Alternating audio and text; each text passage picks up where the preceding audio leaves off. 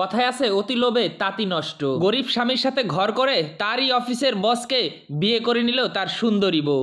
এখন থেকে তুই আমার চাকর, আমি তোর স্ত্রী না। এখন আসতে যাওয়ার সময় আমাকে সালাম দিবি। তখন দারোয়ানের অফিসার বলল, হ্যাঁ, আজ থেকে যেন ও তোর মালকিন সেটা মনে করে সবসময় সালাম দিবি। তখন তারা দুজন চলে গেল তার ফ্ল্যাট বাড়িতে, আর এই অসহায় বন্ধুটি দাঁড়িয়ে রইল দারোয়ান হয়ে। শুরু হলো মালকিনের বড়লোক বাড়ির বিবাহিত জীবন। কিছুদিন পর, শুনছো? কই তুমি? কোথায় যাচ্ছ? অফিসে? হ্যাঁ, আচ্ছা, মানে কি বলতে চাও বলো। না, আমার কিছু টাকা লাগবে। কেন?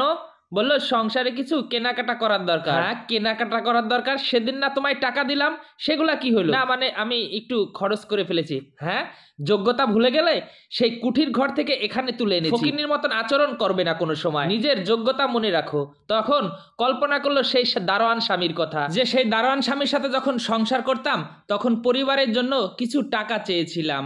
তারপর স্বামী অনেক কথা বলার পর আমাকে বলল, আচ্ছা তুমি টাকা দিয়ে কি করবে? বলল, এই কিছু কেনাকাটা করব, এই সেই।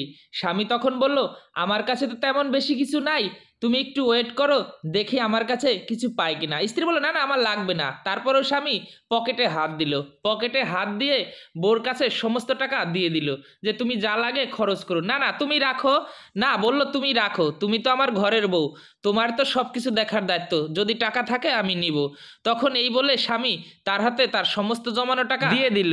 আর স্ত্রী তখন খুশি হয়ে গেল, স্বামী আমাকে কত ভালোবাসে। এখন লোভে পড়ে বড়লোক স্বামীকে বিয়ে করে বসে বসে ভাবছে, আমার স্বামী কতই না ভালোবাসে। প্রিয় বন্ধুরা, একেই বলে যেমন কর্ম তেমন ফল। আপনি যদি কাউকে ঠকিয়ে থাকে তাহলে আপনিও ঠকে যাবেন। এই ভিডিওটা ভালো লাগলে সবাই শেয়ার করে দিবেন।